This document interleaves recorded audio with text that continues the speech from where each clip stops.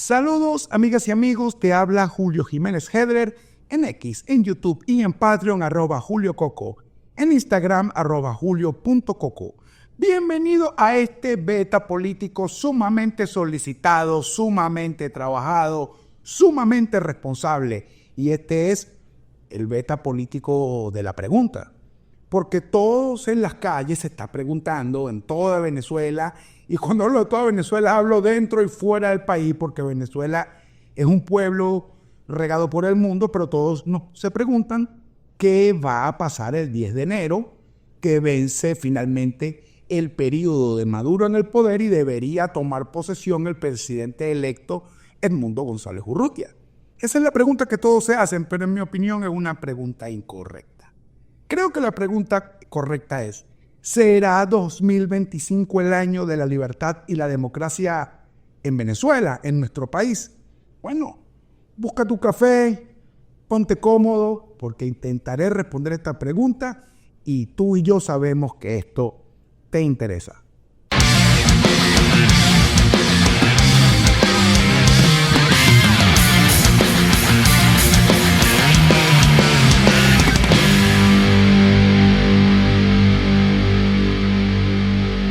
Beta Político 2025, bienvenidos a mi canal, a tu canal, @JulioCoco.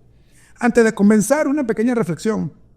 Ya yo expliqué mi ausencia de las redes, pero me dio mucha risa todo el mare magnum de cosas que me han dicho por mi regreso.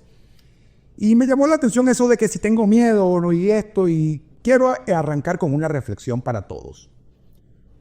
Recuerdo que hace algún tiempo un buen amigo mío lo fui a buscar a su casa, que íbamos a hacer una diligencia, y yo siempre uso el cinturón de seguridad, y me dijo: «Oño, Coco, ¿estás asustado?» Y yo le dije: «No, yo no estoy asustado, yo solamente soy responsable y consciente. Y ponte el cinturón porque este carro pita si no te pones el cinturón de seguridad». Nos echamos a reír y bueno, hicimos todo lo que íbamos a hacer y salió exitoso. ¿Por qué lo digo? Porque una cosa es tener miedo y otra cosa es ser consciente y ser responsable. Si hay algo que yo me he caracterizado en esta etapa de mi vida pública, pero en privado también, es que hay que ser conscientes y responsables. Y yo no iba a estar haciendo videos para hablar, por hablar. Aparte, necesitaba unas vacaciones, quería hacerle un cariñito a mi casa, y hay gente molesta porque le hice un cariñito a mi casa. Porque un psicólogo, gente loca, mano, gente loca. Y quería pasar tiempo con mi familia porque este año fue durísimo para todos, el año que terminó, 2024. Pero yo arranco 2025 hipermotivado. De verdad que sumamente motivado, porque entiendo y vengo a explicarles un conjunto de situaciones que, si se entienden desde la perspectiva correcta, son buenas noticias. Ahora, si usted lo que espera de mí en mi canal y en mis cuentas de redes sociales, que yo le diga lo que usted quiere escuchar, pues parece que usted no me conoce, porque hasta mi mamá se rindió con eso hace más de 40 años. Entonces, vamos a comenzar. ¿Por qué yo hablo esto de que no me gusta hablar por hablar?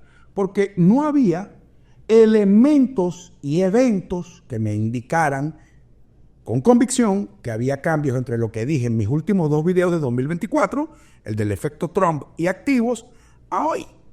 Y todos los analistas y los intelectuales que estuvieron hablando un mes y medio sin que nadie los escuchara, no dijeron absolutamente nada nuevo, porque todo lo que estaba pasando en muchas incertidumbres, donde opera el liderazgo opositor de María Corina Machado, Edmundo, junto a sus equipos, y por su lado opera el PSV con sus equipos y opera todo el mundo aquí, al final todo estaba amasijado luego de la victoria de Trump. Pero sí hay circunstancias que cambiaron. Y en ese aspecto, el primer cambio que yo puedo constatar, y hablo de constatar, no de percepciones, ni de análisis, de constatar, es que hay un cambio en la situación internacional con respecto al caso Venezuela y con respecto a la situación del presidente electo y con respecto al liderazgo de María Corina. Lo primero que hay que decir es que el presidente Biden y su equipo decidieron hacer en 2 meses, luego que fueron derrotados por el presidente Trump, decidieron ajustar un conjunto de cosas de la política internacional intentando enmendar sus errores de toda la gestión. Bueno, algunos pudiésemos decir que, bueno, que a última hora no sirve, pero la verdad es que sí sirve. Y si ellos deciden irse por la puerta grande y deciden muchos funcionarios del gobierno federal que desean acoplarse y trabajar con la nueva administración que va a entrar, que es la del presidente Trump, pues bienvenido. Y eso trae como consecuencia que un conjunto de funcionarios, de congresistas, incluso del Europarlamento, también tengan que girar en posiciones. Sobre todo porque es que los países se están moviendo, y esto yo lo hablé en un beta político hace más de 4 años, y recuerdo bien, y es que esa imposición del progresismo mediante la industria cultural, la cultura de la cancelación, el odio de las minorías contra las mayorías iba a tener una reacción. Tanto que, bueno, el día de ayer, porque hoy es jueves 7 de enero de 2025, el día de ayer dimitió el primer ministro canadiense Justin Trudeau. El gobierno progresista británico está en crisis. En Italia ganó la presidenta Meloni. Milei es el rockstar de todo este asunto. Se ve un ascenso y un resurgir de una derecha más fresca en Colombia. En Brasil, bueno, Lula no se sabe si está enfermo, si está en coma, si está bueno, si está mal. Y ahí también hay una reconfiguración. Es decir, hay un conjunto de asuntos domésticos que también vienen siendo impulsados luego de la victoria de Trump, que hace que nuevos valores, o mejor dicho, valores que están en crisis, como la libertad, como la democracia, como la institucionalidad, como la determinación real de lo nacional, están resurgiendo, y en el marco de una reacción que también es generacional. Y es generacional porque no solamente en Venezuela yo lo percibo a través de mis hijos, sino que es global. Es tal la reacción a la imposición progresista que esta generación de jovencitos son más conservadores que sus padres, y lo digo por mis mismos hijos. Y esto tiene una traducción en los movimientos sociales, tiene una traducción en las elecciones, porque son niños, ya hoy son adultos y son electores. Y se ve también en las métricas de Netflix, se ve también en las métricas de los influenciadores y voceros progresistas, y se ve en el debate real de las redes sociales, que no es el mismo que el debate inducido. Estos avances con respecto a nuestro país en específico, y voy al segundo punto, han traído un conjunto de operaciones nuevas de cara a una transición en Venezuela. Operaciones que no tienen que ver, y estoy hablando de operaciones políticas, que tienen que ver con un juego de cómo sientan a Maduro en una mesa de negociación para que entregue, que no es lo mismo que las tradicionales mesas de negociación que son para que se quede. Y en este aspecto, digamos que las versiones anteriores de la oposición venezolana, independientemente, porque no voy a entrar en la valoración que ustedes conocen de 12 años acá en este canal y en mis redes sociales, que ya saben cuáles son mis opiniones, pero el asunto es que hoy no hay tampoco la intención de un sector poderoso de la comunidad internacional de dirigir la política interna. Es decir, por primera vez tenemos una política autónoma, liderada por María Corina y por Edmundo, que está convenciendo a los gobiernos y factores de poder internacionales de cómo debe ser esa transición y cuáles son los apoyos necesarios de parte de ellos para que ocurra. Yo creo que esto es importante, es un avance y se logró luego de mi último video. Otro aspecto importante y tiene que ver con estas nuevas operaciones es que Edmundo González agarró un segundo aire. Porque ya todos, y también lo analicé acá en el canal, todo lo que, digamos, estuvo tras bastidores luego de las elecciones del 28 de julio, hasta su exilio forzoso a España. Bueno, Edmundo estaba, digamos, en un estado de duda, su condición de salud sigue siendo delicada, digamos que no estaba tan convencido de cómo abordar esta lucha, y entiendo, y cuando digo entiendo, es porque no conozco los eventos de sus operaciones, sino de lo que estoy viendo en público, que el tipo arrancó a moverse y a buscar apoyo para la estrategia que él lleva en conjunto con María Corina. Eso es importantísimo, al punto que, lo comentaré al final, se reunió con Biden el día de ayer. Y él había sido invitado 3 veces a Estados Unidos a reunirse con Biden. Y sobre eso algo previo. A los que critican que Edmundo se reunió con Biden, déjeme decirle que Joe Biden es el presidente en ejercicio de los Estados Unidos de América, aunque le queden 12 días en el cargo. Y al sol de hoy es el hombre más poderoso del mundo. Y si a mí me invitan a la Casa Blanca, yo también voy a ir para conocer la oficina oval, porque solo la conozco por Hollywood. Ahí hay que tener mucho cuidado. Pero lo comentaré ya lo político sobre eso más adelante. Lo otro que también es, en mi opinión, es fundamental en estos cambios que se dieron de mi último video a hoy, es que luego de la victoria de Trump y luego de esta reconfiguración de presidentes y expresidentes en todo América y Europa, el chavismo no haya con quién sentarse a negociar, ni para ofrecer ni para recibir. Y luego de todo el historial de negociaciones con Biden, que en este canal fuimos los primeros en comentarlo y en denunciarlo, porque eso no fue para nada positivo para Venezuela, bueno, resulta que ahora la administración Biden le cortó el bloqueo del WhatsApp a Maduro. No fue que Maduro desinstaló WhatsApp, es que lo bloquearon, no hay comunicación alguna. Lo que he visto de medios especializados, que no estoy hablando de los medios de comunicación masivos, sobre todo los medios de información e inteligencia económica, es que el lobby chavista en Estados Unidos no ha funcionado para que haya un puente con el funcionariado y el equipo que va a entrar con el presidente Trump. No hay ahí un canal de comunicación. E incluso sus canales de comunicación con el presidente Lula, con el presidente Petro, están bastante deteriorados. Y en cuanto a la oposición venezolana, que tradicionalmente siempre cualquier jornada de lucha del pueblo terminaba en una mesa de negociación, en Dominicana, en México, en Noruega, en Barbados, en Caracas, donde fuese, ahora nadie de esa oposición tradicional ni de los alacranes tiene legitimidad para sentarse a negociar con Nicolás Maduro a nombre de María Corina y Edmundo. Entonces Maduro, su principal asset, su principal activo en los momentos de crisis ha sido su habilidad de resistir presión, devolver la presión el doble a lo interno para luego ir a una negociación donde él salga ventajoso, y hasta los momentos no se ve en el panorama esa negociación. Y con ese aspecto en específico del presidente Trump lo detallaré más adelante.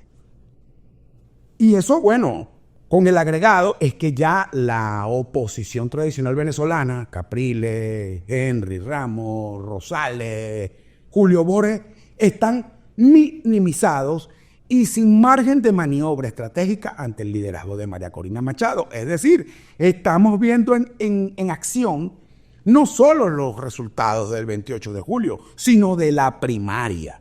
Y esto es importante de recalcar. En este momento no hay quien sabotee a lo interno este proceso de lucha. Y creo que esto es una victoria que tenemos que verla desde el ángulo que es. Y esto significa que ya nosotros no tenemos que estar peleando con ellos porque están minimizados.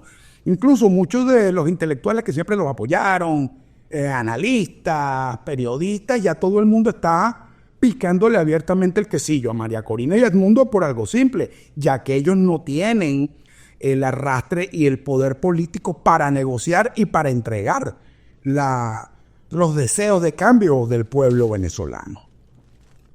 Por otro lado, y esto es un cambio importante desde mi último beta político hasta hoy, es que siempre que ocurren estas cosas, hay el ciclo de lucha, viene la represión y luego viene un intento de normalización. El intento de la normalización social a esta vez le salió muy mal a Maduro, porque vino junto el problema eléctrico, el problema del gas directo, el gas residencial, de las bombonas, recrudeció el problema de la gasolina y se le descalabró de nuevo la economía. Entonces, la normalidad mediante el miedo y el dinero juntas no están operando. Y eso hace entonces que su base social, que ya es mínima y que su desgaste pleno se vio el 28 de julio, y ahora se ve aún más desgastada y en conflictividad interna. Y esa conflictividad interna ya dentro de la estructura del Partido Socialista Unido de Venezuela hace que esa organización esté, como dijo una vez el difunto chavista Eliezer Otaiza, que dijo estado general de sospecha. Nunca se me va a olvidar eso que dijo Eliezer Otaiza. Bueno, entre ellos están en estado general de sospecha, porque son imposibles estos resultados, ni son imposibles los logros logísticos y operativos de María Corina sin un sector del PSUV. Y ahora todos se ven a la cara de que quién fue y yo no fui. Y sobre todo en un momento de tanta represión y tanta crueldad como la que se ha vivido en 2024, ese estado general de sospecha genera tensiones que en algún momento las lealtades e intereses conjuntos pueden traer roces en la línea media y en la línea de base que traigan un nuevo deslave dentro del PSV. Ahora bien, cuando digo que estas son las variaciones que entiendo de mi último video hasta hoy, que pasó aproximadamente un mes, bueno, vamos a hablar entonces del 10 de enero.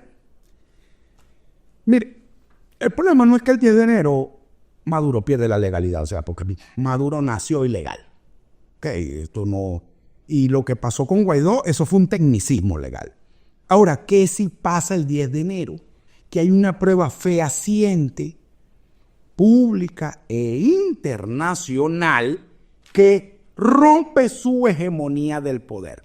Fíjense que no estoy hablando de la técnica legal, de que cuando se juramenta, de los periodos, de que si se eligió o no se eligió, no. Estoy hablando de la hegemonía del poder, que es algo que definió a Chávez y definió a Maduro. Y es que tengo todas las patas del poder puro, que tiene el poder político, tiene poder económico, tiene poder comunicacional, tiene poder cultural, tiene poder de estructura del Estado. Ya esta hegemonía finiquita el 10 de enero. Y por eso es que reconocer a Maduro hoy desde el punto de vista legal para algunos países, y con esto incluyo a sus aliados como México y a sus casi aliados como Petro y como Lula, porque no es solamente el asunto del hiperfraude que cometieron, de la violación de derechos humanos masiva, no, es que ya no tienen tanto poder como antes. Esto no supone que el 10 de enero hay un vacío de poder, significa que no tienen todo el poder. Y quien tiene tanto tiempo, y me disculpe que repita tanto la palabra, quien tiene el poder durante tanto tiempo no sabe usarlo cuando no lo tiene completo. Y por eso están comenzando a cometer errores. Y lo que se percibe en el ambiente es que ante el aumento de las condiciones, ante la variación de las presiones, van a equivocarse más. Eso no significa que van a cometer una equivocación definitiva en estos 3 días que quedan al 10 de enero, pero significa que no son infalibles, significa que sí son derrotables y significa que ya están buscando o cómo quedarse de una manera aún más fea o cómo salvarse a alguno. Y esto es importante. Y cuando lo señalo como importante, es que ese es el punto de partida de la transición posible. Entonces, en ese sentido, desde el ángulo de la sociedad venezolana, y ahí sí voy a separar la sociedad interna de la diáspora, y tengo que separarla porque son realidades distintas. Acá, donde yo vivo, el principal problema hoy es el gas residencial. Y les cuento algo. Yo me quedé sin gas en diciembre. Y un cilindro mediano de 18 kilos, quien podía cargarlo, la política era solo cargarlo la mitad, solamente 9 kilos. Yo logré con un amigo que tiene un restaurante, y bueno, él tiene contactos, no sé cómo rayo hizo, me llenaron el cilindro con los 18 kilos y eso me costó a mí $20. Y normalmente llenar ese cilindro cuesta $2.5 a precio de tasa BCB por ciento. Entonces, ¿qué pasa? Que cuando unes todo eso, las percepciones, lo que se habla, lo que se dice, más el acumulado del miedo, más la responsabilidad y la conciencia, que fue la reflexión que hice al inicio, hacen que las cosas adentro se vean distinto que afuera. Y hacen que las cosas que decimos adentro sean distintas a las cosas que se dicen de afuera. No estoy diciendo que alguno tiene más verdad que otro. Estoy diciendo que son percepciones distintas de una realidad que golpea de maneras diferentes. Entonces, en ese aspecto, lo que yo vi en las redes sociales, y ya por análisis de métrica, no por percepciones, no porque lo entendí, no, con métrica en la mano, es que en la red social donde la política se mueve más, que es la red social X, el antiguo Twitter, no solamente por el brutal bloqueo y por el miedo a que te metan preso por un tweet, es que también la gente de adentro está pendiente de unas cosas y quienes tienen el bombardeo de afuera son cuentas de laboratorio y personas reales de la diáspora, que nos dicen cosas que algunas son profundamente constructivas y que otras realmente uno las lee y dice, esta persona no tiene idea de lo que está pasando aquí adentro. Y sobre eso yo quiero hacer un llamado a la responsabilidad y un llamado a tener expectativas reales. Y expectativas reales no significa abandonar la lucha. Expectativas reales no significa dejar de creer en el cambio o en el liderazgo, no. Expectativas reales no es ponerle fechas a la historia. La historia se construye y luego se escribe, no se escribe antes. Y sí hay estrategia, sí hay táctica, pero todos juegan. Todos juegan. Y todo el mundo lucha por lo suyo. Todos operan, los buenos, los malos, los correctos, los incorrectos, los que tienen la razón, los que no lo tienen, los emocionales, los racionales. Y en esa complejidad que tiende al caos, en ese caos quien pueda, y esto lo digo con total responsabilidad, quien tenga el raciocinio por encima de la sentimentalidad, tiene más opciones de resistir lo que se le viene encima y de vencer en donde debe vencer. Y este es un mensaje claro, y muy claro, porque entonces me acusan en las redes sociales, es que tú no hablas claro. No, yo hablo claro, lo que pasa es que usted no quiere entenderlo porque sus sentimientos no lo permiten. Y repito lo que dije en Twitter, tenga cuidado con su sesgo de confirmación. Porque si usted considera que las personas deben ser azules y sale un youtuber o un tuitero a decir, ay, yo vi 3 personas azules y usted le cree, porque eso es lo que usted quiere creer, usted tiene un problema. Y yo le pido, en el nombre de la causa de la libertad y la democracia en Venezuela, que no esté creyendo paja de gente sencillamente porque se alinean con sus sentimientos. El 90% de este país, porque yo no voy a hablar del 70-30 en las elecciones, el 90% de los venezolanos queremos cambio y tenemos ese sentimiento arraigado. Nos corre por las venas las 24 horas al día. Pero eso no es motivo para la tontería ni para la mentira. Ni para estar picándole el quesillo y jalándole bola a quien vive de mentirnos. Hay que tener responsabilidad porque vienen momentos tremendamente críticos. Ahora, es normal que haya una alta expectativa, porque es lo que ha hecho el liderazgo y en ese aspecto yo sí no voy a criticar. La labor del mundo es decir que va a venir a Venezuela a tomar posesión. Y la labor de María Corina es convocar y liderar. ¿Qué más va a hacer, pues? Para eso ella ganó la primaria y para eso votamos por el otro señor, para la presidencia. Ahora, que lo que ellos vayan a hacer funcione o no funcione, ya te lo voy a explicar. Fíjense. Vamos a hablar un momentico del 9. Ya todos vimos la convocatoria de María Corina Machado a la calle el 9 de enero en Venezuela y hay plantones y concentraciones en varias ciudades del mundo. Pero tenía tiempo que no convocaba en Venezuela porque es obvio que el clima social no lo permite. A nuestros amigos de X que viven diciendo cosas, les voy a decir cómo se está viendo eso dentro del país. La gran mayoría, todo el mundo me pregunta, Julio, antes me preguntaban hace una semana, ¿qué va a pasar el 10? Ya esta mañana era ¿qué va a pasar el 9? Y lo que recogí, porque yo a ambas preguntas me hice el loco, fue todo el mundo, con los que he hablado, no van a salir. Pero quieren que salgan los demás. Ese es el estatus hoy. Desde el punto de vista de sumarse a la convocatoria, son muy pocos los que lo están haciendo por estado de WhatsApp y por Facebook. Por X, públicamente no hay base social, ni dirigentes de base, ni nadie convocando. Todo eso viene de María Corina, su equipo, y de activistas y operadores comunicacionales del extranjero. Ese es el clima real. Ese es el clima real. Ahora, claro que María Corina sabe que ese es el clima, por supuesto que lo entiende, y que las posibilidades de que la gente no le asista son altas. Entonces, aquí viene el análisis. ¿Por qué María Corina convoca? Convoca por dos motivos. Lo primero, porque en estas nuevas operaciones que se están dando a nivel internacional, bueno, habrá algún presidente, habrá algún congresista que preguntará, bueno, ¿y nosotros hacemos? ¿Y qué van a hacer los venezolanos? ¿Qué vas a hacer tú? Y sobre eso se le aprende. Y entiendo, porque incluso en algún momento creo que lo dijo, no sé si fue el presidente de Panamá o el de Dominicana. No recuerdo su nombre, su apellido, Abinader, pero no recuerdo de qué país es el presidente, que él mismo decía en una intervención, creo que fue en la OEA, yo sé que es difícil mantener la calle. Y sobre todo luego de la represión, la operación Tuntún, 2,000 y pico de presos y todo lo que ha ocurrido, no es sencillo.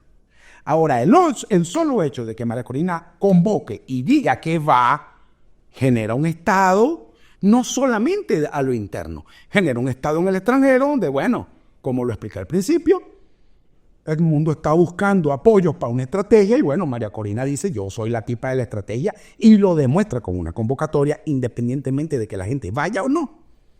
Ahora bien, ¿qué significa esa convocatoria? Esa convocatoria significa que María Corina, y esto es lo que realmente significa, esta es la traducción. María Corina le está diciendo a Maduro, ven y atrápame, pero no me entrego. Y es conocido que lo que quiere el alto chavismo es que María Corina se exilie, y al igual que se exilió Edmundo. O, en su defecto, que se entregue como se entregó Leopoldo, o como se entregó Capriles en su momento, o como se entregó a Manuel Rosales en su momento.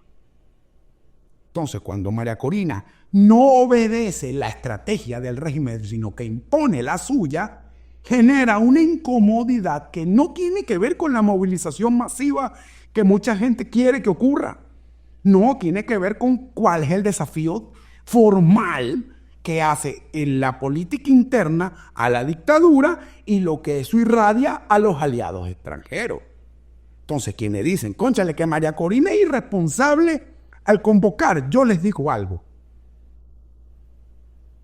Ella está saliendo a la calle cuando sabe que la van a apresar. Si está siendo irresponsable con ella misma. Yo no le voy a decir a usted ni a nadie si tiene que salir o no a manifestar el día 9 de enero de 2025. Eso incluso para mí es una decisión complicadísima. Complicadísima.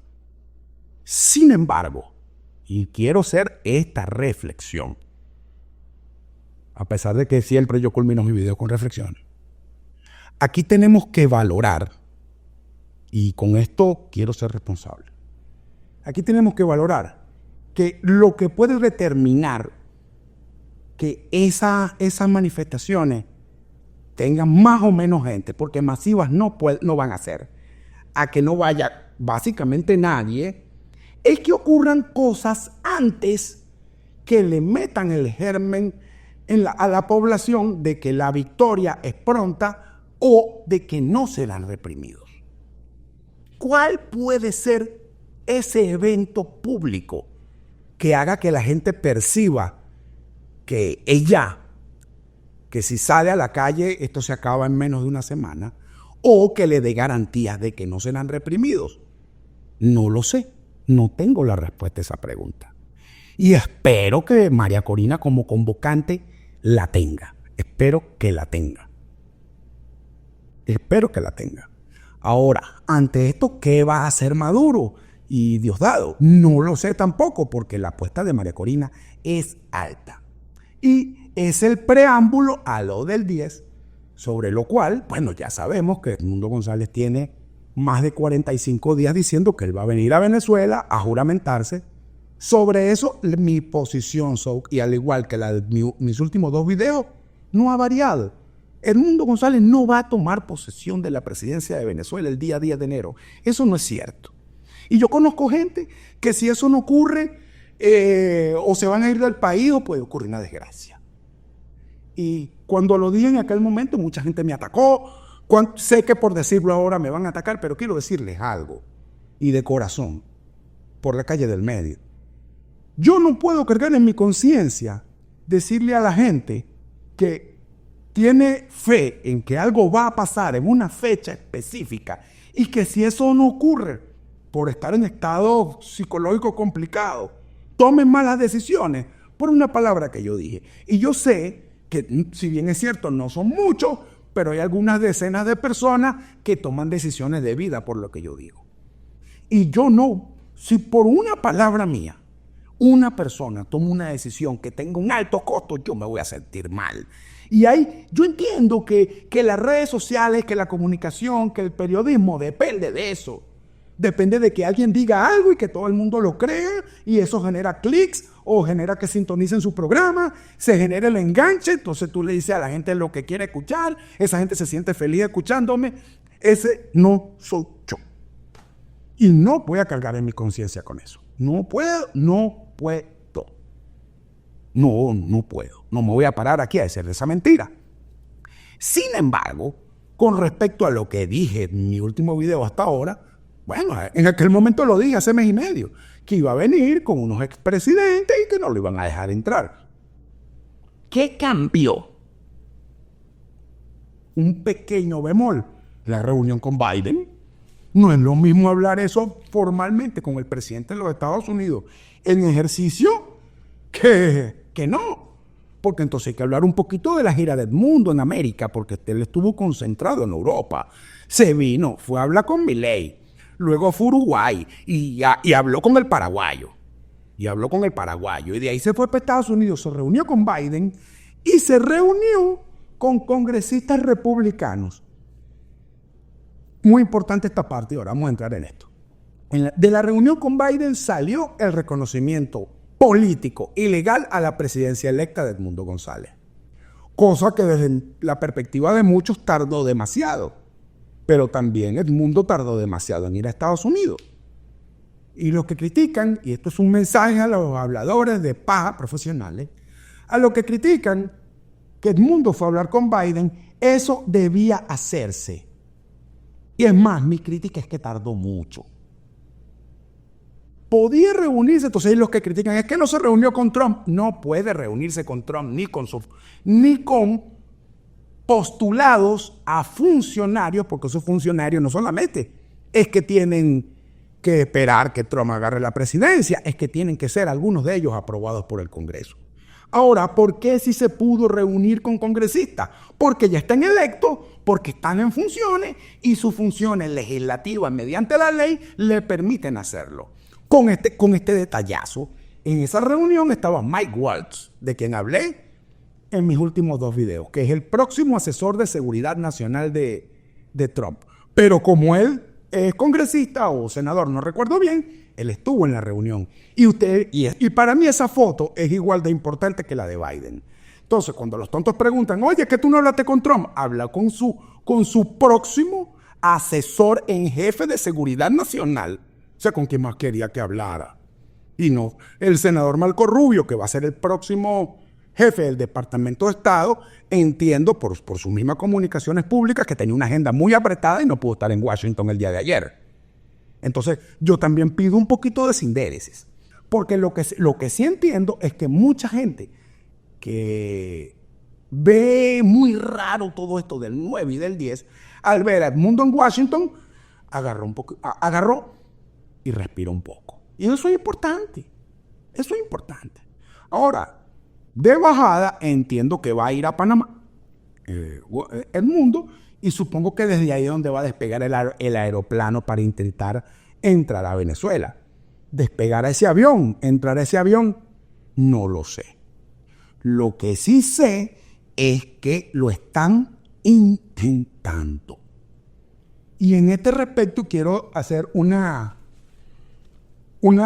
lo que en mi opinión es algo importante, que es que también no solamente estas operaciones son para intentar que el mundo entre al país. Y entonces, del mismo modo, Maduro tendrá que ver si lo manda al exilio o lo mete preso. Y ese es otro desafío, junto con el día anterior de María Corina, las dos cosas juntas son la bienvenida al nuevo periodo, o mejor dicho, es la bienvenida al último periodo presidencial de Nicolás Maduro en Venezuela. Esa es la bienvenida. Dos desafíos, méteme preso. ¿Los irá a meter preso o no? No lo sé. No lo sé. Y el que le diga que sabe le está mintiendo. Yo no lo sé. Pero es que también están buscándose consensos internacionales para la transición posible. Y yo creo que uno de los grandes avances del liderazgo actual con respecto a los anteriores es que entendió que no se las sabe todas, entendió que tiene que escuchar, pero también entendió que la decisión es de ellos. Creo entonces que las condiciones para la transición en Venezuela no están listas. Lo digo con responsabilidad. Yo creo que no están listas, pero creo que por primera vez se están trabajando de forma seria. Y yo estoy luchando contra Chávez desde que fuese presidente. Y por primera vez se está trabajando una transición posible en el ámbito de la realidad para que ocurra. Y por eso es que no podemos poner, y lo he leído en X, toda la ansiedad y el cortisol en el 9 y el 10, porque no funciona así. Ahora, ¿cuál es la buena noticia? Que se está finalmente trabajando de forma seria. Y en el momento que Trump tome la presidencia, esto puede agarrar un camino donde la unión de las presiones, la oferta con nuevos acuerdos pueden realmente funcionar. Y yo creo que eso es lo importante. Lo importante no es si entra o no el mundo el diario y tampoco es tan importante cuánta gente va a salir a la calle el 9. Lo importante es cómo se está trabajando para que ocurra la transición de la mejor forma posible, en el menor tiempo posible, con el menor costo posible. Y esto, tanto la gira del mundo como este desafío de María Corina, se da previo, en la antesala, a la bienvenida, a la rebienvenida de Donald Trump a la Casa Blanca. Y Donald Trump también necesita ver qué está haciendo el liderazgo venezolano para saber no solamente qué va a apoyar, sino cómo. Independientemente de que su facción dentro del Partido Republicano, que son los MAGA, tienen sus propias ideas al respecto. Y me parece, y ahí sí lo digo con total responsabilidad, que el liderazgo venezolano tiene que también decirle a Trump, oye, gracias, yo sé que tú no vas a ayudar mejor que el anterior, pero también no te excedas porque hay cosas aquí que necesitamos que ocurran de la mejor manera. Fíjense,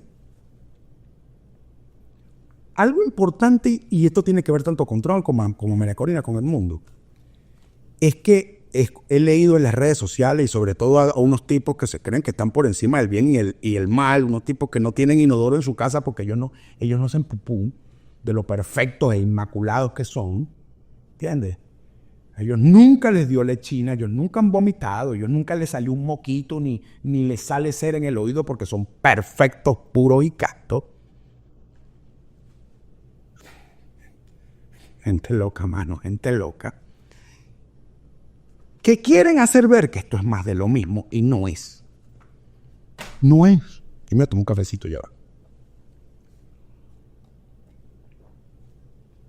No es más de lo mismo porque el liderazgo interno es distinto, porque el liderazgo externo es distinto, porque hay una nueva generación, personas nuevas que son mayores de edad y que son adultos, y porque hay un sistema desgastado que puede llegar a un punto de colapso. Todo distinto. Si fuese más de lo mismo, ya María Corina se hubiera sentado a negociar con Maduro. Eso sí hubiese sido más de lo mismo. ¿O no? Si fuese más de lo mismo, no tuviésemos a Trump diciendo todas las cosas que está diciendo. Si fuese más de lo mismo, no tuviésemos este cambio de paradigma de la Comunidad Europea con respecto a Maduro. Si fuese más de lo mismo, Lula y Petro estuviesen apoyando a Maduro. Y Boric. Si esto fuese más de lo mismo, la presidenta de México viniera personalmente a la toma de posesión de Maduro. Porque hasta los momentos solamente viene el dictador de Cuba, Díaz-Canel, Daniel Ortega, el dictador de Nicaragua, los jalabolas de alguna islita y los demás van a enviar enviados. No es lo mismo. No es lo mismo. Entonces, vamos a intentar responder la pregunta. ¿Será 2025 el año de la libertad y la democracia en Venezuela? Lo que entiende Julio Jiménez Hedler, quien te habla. Es probable. Es poco probable, pero es perfectamente posible. Y eso a mí me basta. Porque yo vengo de la tesis, y lo dije antes de las elecciones del 28 de julio de 2024, yo dije, para mí Maduro no pasa de 2028. Lo dije. Ya aquí no voy a decir la fecha, pero ya yo veo factible, no seguro, pero veo factible que sea este año. Incluso veo factible de que sea este año sin que haya un costo humano grande. Así lo estoy viendo. Es posible. ¿Será así? Eso dependerá de un conjunto de condiciones que evidentemente Maduro no quiere que se den esas condiciones. María Corina y Edmundo quiere que se den esas condiciones. Y en ese choque, el que se desgaste menos y pueda liderar más, logrará su objetivo, o habrá un punto de tensión y equilibrio por un tiempo que traiga una nueva etapa de lucha. Pero hay un reset político en Venezuela el 10. El reset social fue el 28 de julio. Voy a finalizar como siempre con algunas reflexiones, mi querido suscriptor, mi querida suscriptora. Esto ya lo dije y voy a profundizar. El chavismo necesita con quién negociar para quedarse y no encuentra. No encuentra con quién. No encuentra con quién.